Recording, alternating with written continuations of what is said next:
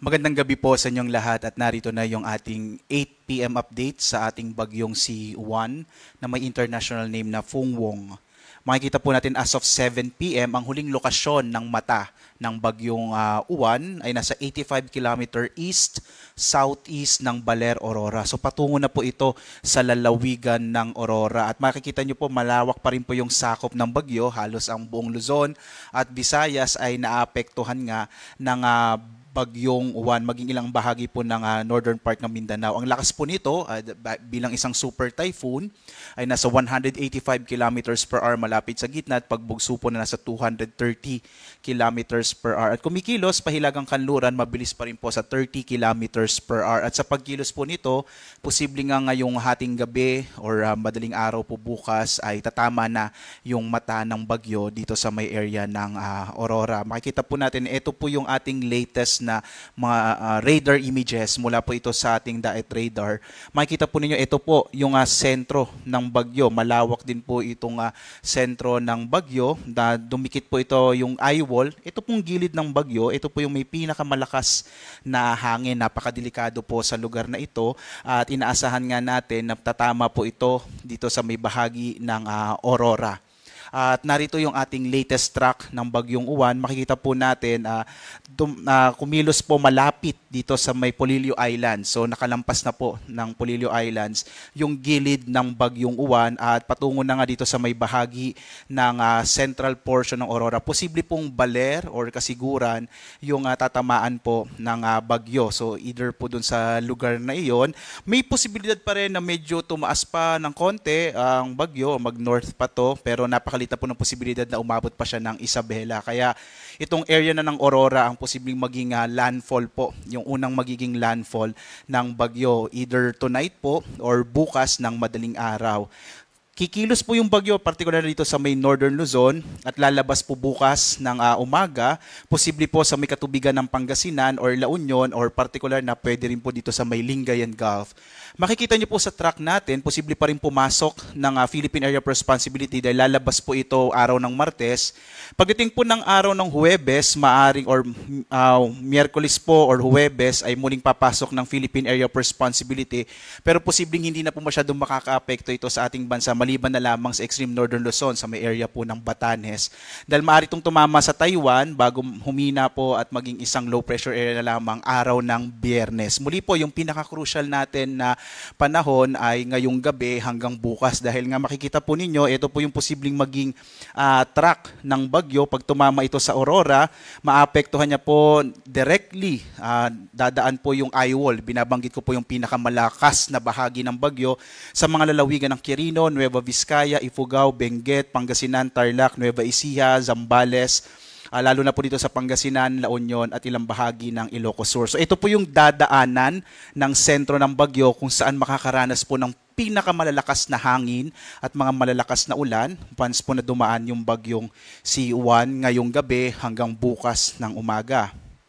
Nakataas pa rin po yung signal number 5 naman sa southern portion ng Quirino, southeastern portion ng Nueva Vizcaya, northeastern portion ng Nueva Ecija, northern and central portion ng Aurora. Ibinaba na po natin sa signal number 4 yung bahagi ng Polillo dahil nakadaan na po yung bagyo or malapit po sa Polillo. Sa ngayon po signal number 4 naman sa southern portion ng Isabela, rest of Quirino, rest of Nueva Vizcaya, southern portion ng Mountain Province, southern portion ng Ifugao, Benguet, southern portion ng Ilocos Sur, La Union, Pangasinan, rest of Aurora, rest of Nueva Ecija, northernmost portion ng Zambales, northeastern portion ng Tarlac, easternmost portion ng Pampanga, eastern portion ng Bulacan, northern portion ng Rizal, northern portion ng Quezon kasama po yung Polillo Islands, habang signal number 3 naman sa southern portion ng mainland Cagayan, dito po, at nalalabing bahagi ng Isabela, northwestern, central and southern portions ng Apayao, Abra, Kalinga, rest of Mountain Province, rest of Ifugao, Ilocos Norte, nalalabing bahagi ng Ilocos Sur, rest of Zambales, sa amin po dito sa Bataan, rest of Tarlac, rest of Pampanga, rest of Bulacan.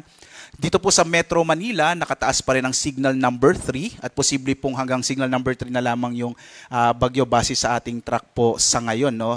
Gayon din yung sa Cavite, Batangas, rest of Rizal, Laguna, rest of Quezon, Marinduque, Camarines Norte, Camarines Sur, Catanduanes, Signal number 2 naman dito sa Babuyan Islands, rest of mainland Cagayan, rest of Apayao, Occidental Mindoro, Oriental Mindoro, Romblon, Albay, Sorsogon, northern and western portion ng Masbate kasama po yung Ticao at Burias Island. Habang signal number 1 naman sa Batanes, na labing bahagi ng Masbate, northern portion ng Palawan kasama ang Calamian, Cuyo at Cagayan Silio Islands, northern Samar, eastern Samar, Samar, Biliran, Leyte, southern Leyte, Cebu, Bohol, Siquijor, Negros Oriental, Negros Occidental at ang mga lalawigan po sa Western Visayas, sa Guimaras, Iloilo, Capiz, Aklan at Antique. Samantala po, so ito po yung mga malalakas na hangin na maaring dalhin po ng bagyo. Samantala, posible pa rin po kahit sa mga lugar na wala pong nakataas sa tropical cyclone wind signal, posible pa rin magkaroon ng mga pagbugso ng hangin ngayong gabi dito sa may Palawan, Visayas at Mindanao. Bukas, inaasahan natin kahit paglampas po ng bagyong Uwan sa kalupaan ng Luzon, ay posible pa rin may pagbugso ng hangin sa mga areas ng malaking bahagi ng Luzon at Visayas. Habang sa Martes, may mga pagbugso rin ng hangin sa ilang bahagi po ng Luzon.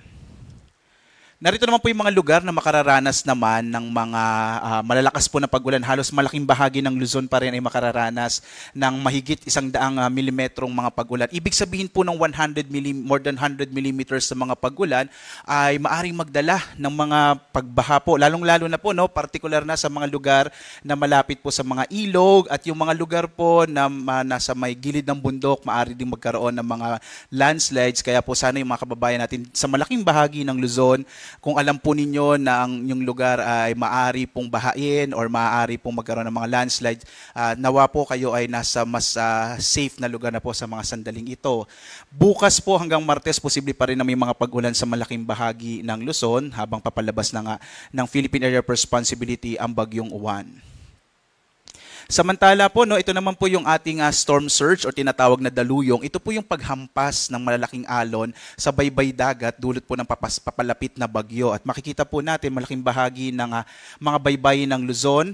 Makakaranas po hanggang mahigit 3 metrong taas ng alon sa Albay, Aurora, Bataan, Batangas, Camarines Norte, Camarines Sur, Catanduanes, Ilocos Norte, Ilocos Sur, Isabela, La Union, Pangasinan, Quezon, Sorsogon, Zambales, Cagayan at Batanes. Samantala, hanggang 3 metrong taas ng alon naman sa iba pang bahagi ng Bataan, Batangas, Bulacan, Cavite, Marinduque, Masbate, dito po sa Manila Bay, sa Kamaynilaan, Pampanga, Quezon, Sorsogon, Antique, Palawan, Occidental Mindoro, Guimaras, ito pong Negros Occidental, Romblon, Oriental Mindoro, Aklan, Negros Oriental, habang hanggang 2 metrong taas ang alon naman dito sa Medinagat Islands, Surigao del Norte, Eastern Samar, Zamboanga del Sur, Zamboanga del Norte, at Northern Samar.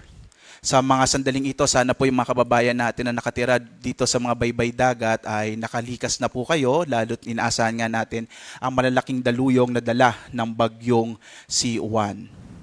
Narito naman po yung mga lugar kung saan po makikita nyo malaking bahagi po ng bansa ay meron po tayong nakataas na gale warning hanggang 14 na metrong taas ang alon sa gitna ng karagatan ang maaring maranasan. So sa mga lugar po, makikita nyo po malaking bahagi ng Luzon at ng Kabisayaan ay meron po tayong gale warning.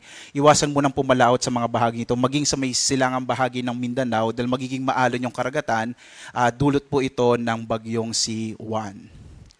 At magbibigay po tayo ulit ng 11 PM update mamaya para po sa inaasahan nga nating posibleng tumama sa kalupaan ng Aurora ang bagyong Uwan. At sana po mga kababayan sa mga sandaling ito ay nasa isang ligtas na lugar na po kayo dahil mula ngayong gabi hanggang bukas pinakamararanasan ang malalakas na hangin at malalakas na ulan sa malaking bahagi ng Luzon dulot po ng bagyong Uwan. At live po na nagbibigay update mula dito sa Pag-asa Weather Forecasting Center. Ako si Obet Badrina. Maghanda po tayo lagi para sa ligtas na Pilipinas. Maraming salamat po.